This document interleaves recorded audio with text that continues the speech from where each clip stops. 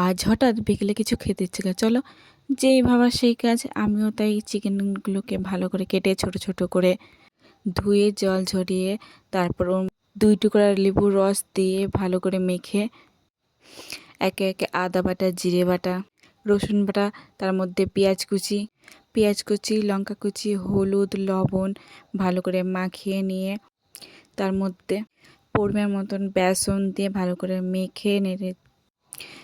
করে মেখে তার মধ্যে 2টো ডিম ভেঙে ভালো করে মেখে তার মধ্যে 10 মিনিট ভালো করে মেখে তারপর গরম মশলা, মিট মশলা দিয়ে তার মধ্যে লঙ্কার গুঁড়ি দিতে ভুলে গেছিলাম, তার মধ্যে আবার কিছুক্ষণ পর লঙ্কার গুঁড়ি দিয়ে ভালো করে মেখে 10 মিনিট তার ঢাকা দিয়ে রেখে দিয়েছিলাম। কড়াই তাতিয়ে তার মধ্যে পরিমাণ মতন তেল দিয়ে একে একে পকোড়াগুলো দিয়ে দিচ্ছিলাম। পকোড়াগুলোকে দিয়ে ভালো